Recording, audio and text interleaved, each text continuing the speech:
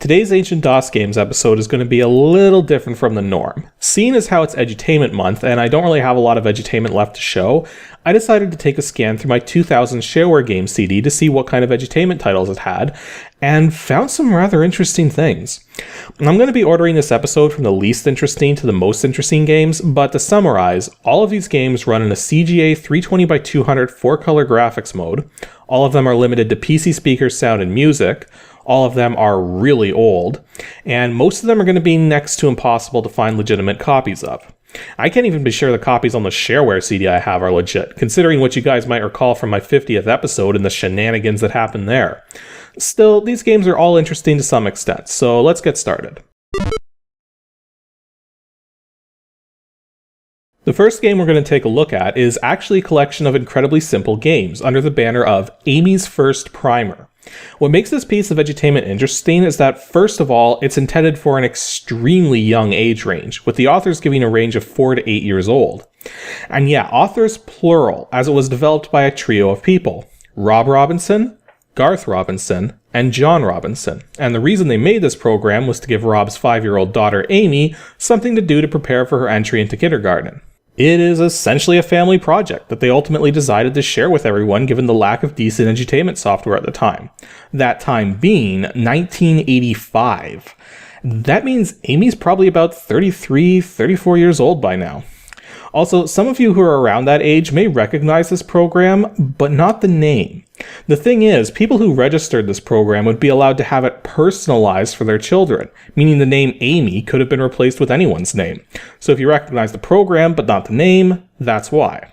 There's 6 options to choose from in the main menu: ABC Song, Berry Fun Letters, Bunny Letters, Berry Fun Counting, Help the Froggy, and Load the Truck. The ABC song is pretty much what you'd expect, though the graphics are often a little corrupted when you first load the program for some reason. Not sure why, and it could just be my copy. It's important to note too that when you successfully complete either of the letter games, it will automatically sing the ABC song once. Next on the list is Berry Fun Letters. The idea is simple. A picture is shown on screen and you have to type in the first letter of the object. So owl would be O, moon would be M, etc. If you get one right, a bear shows up, and if you completely surround the screen with bears, you win the game. Now, you'll note that some of these objects are really kind of tricky to figure out what they are, but since there's only 26 objects in the entire program, one for each letter of the alphabet, eventually a child will memorize the tough cases without having to actually learn the letter involved.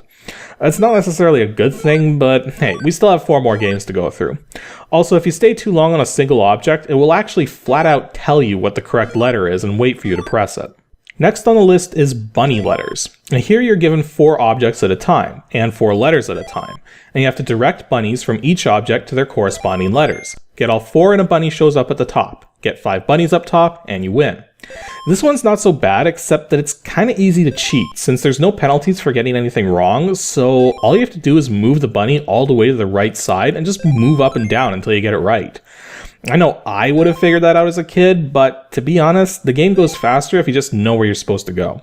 Next on the list is Berry Fun Counting, which is similar to the letters game, except instead of being shown objects, you're shown quantities of fruits and have to type in the number present.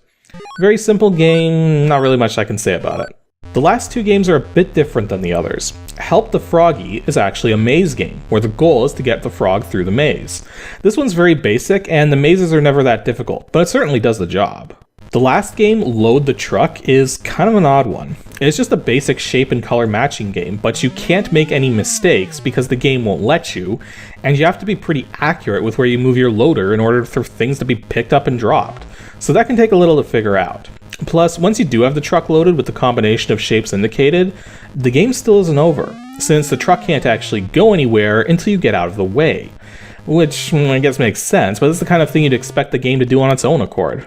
And that's really all there is to this thing. Amy's First Primer is extremely basic, but for someone who's only 4 to 8 years old, you really don't want to get too complicated. And while it's possible to abuse the game's mechanics, that's not really something that needs to be worried about with that age range. As for running this game in DOSBox, just make sure you set cycles to a mere 300, otherwise it'll be more likely to glitch out every so often. Now, let's get to something that's a little more intriguing.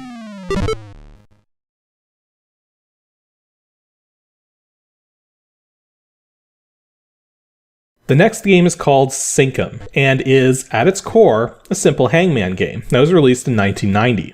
For those of you unfamiliar with the concept of hangman, the idea is that you have a word, but you don't know what it is, just how many letters it has, and your goal is to guess all the letters. Each time you guess right, those letters show up in the word, but each time you guess wrong, a piece of a stick figure person being hung in the gallows is drawn up. If you complete the word, you win, and if you complete the stick figure, you lose. Yeah, it's kind of morbid, just like a lot of early stuff like that, but Cincum takes this concept, and instead of making it a guy getting hung, it's been turned into a guy trying not to become shark food. Actually, I have extremely little to say about this game, but I wanted to give it some attention for a couple of reasons. First of all, when you get a letter right, you get some positive reinforcement. Simple enough. When you get a letter wrong, though, the guy in the boat actually has some really ridiculous things to say. I mean, seriously, look at this one. There must be a contract out on me or something, so I was a little late paying my phone bill. I'd say they overreacted. That's not something a child is going to understand in the slightest. So, actually, now that I think about it, this might not be intended as edutainment, even though it's typically children who play hangman in the first place. Oh, well, too late now. But that's only one of the reasons why I wanted to show you guys this thing. Guess who actually made this game? That's right, William Slow, proprietor of Slow Software, producer of roughly 57 DOS games, still actively selling both old DOS and newer Windows titles. Though his last game release was in 2012, so don't know if he's still got any new games in the works or not, but still, the guy was a prolific game creator, and it seemed prudent to mention him eventually. For those of you wondering why I haven't covered any games by Slow Software yet, it's mostly because it's hard to really say much about them because of how simple they are. The suggestion's been made to maybe cover several Slow games in a single episode, and I'll probably do that eventually. For now, though, it was a good idea to bring attention to the fact that I do know who this guy is and that he's made a lot of stuff worth noting. As for running this game in DOSBox, I was only running at 300 cycles, but it actually works better if you just leave cycles set to auto. Oh yeah, and this is what it looks like if you let the guy sync.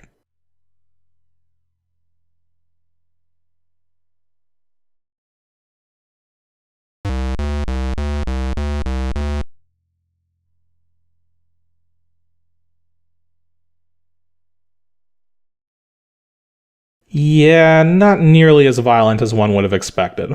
Anyways, let's move on to the last game I've got lined up, because this one's gonna really throw some of you for a loop.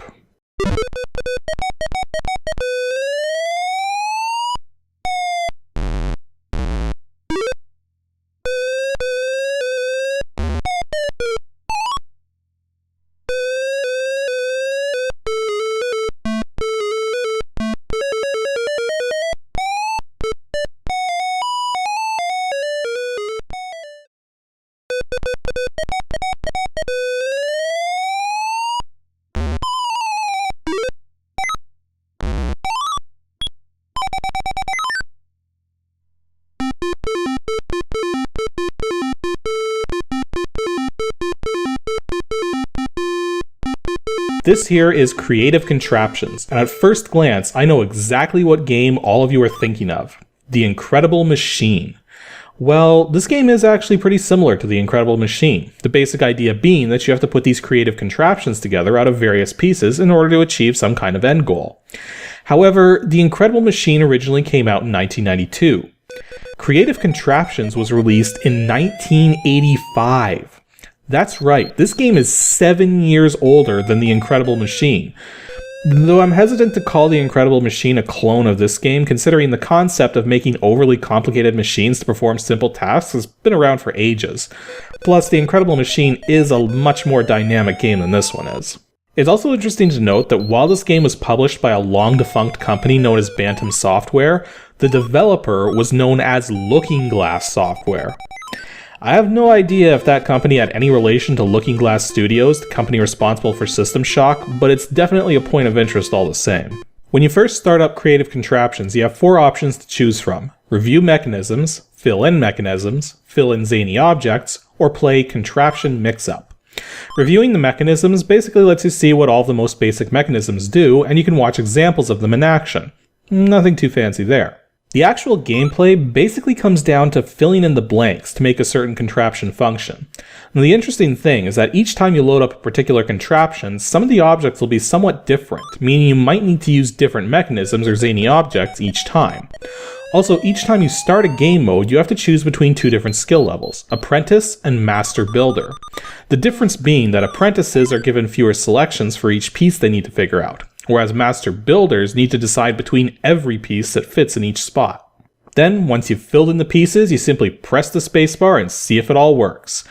Now, the game unfortunately doesn't tend to do much if a particular object doesn't work, opting to just fling the ball all over the screen.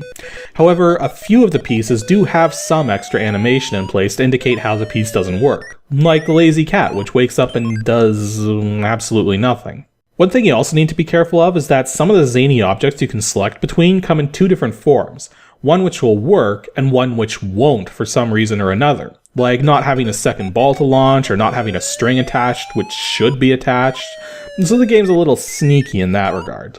As to the contraption mix-up game, this is basically just a speedrun mode where all you need to do is clear all 6 contraptions in a row without making any mistakes and within a certain time limit. Run out of time or use up all your balls for making mistakes and the game is over. Your final score is based on not just how far you can get, but how many objects you can clear on the last contraption you reached. There's not really a lot to this program, but what it lacks in content, it makes up for with creativity. And for something made in the mid-80s for really old DOS systems, it's pretty impressive. In terms of getting it working in DOSBox, again, just set a fixed cycles count of 300 and you should be good, presuming you find any way to play this game.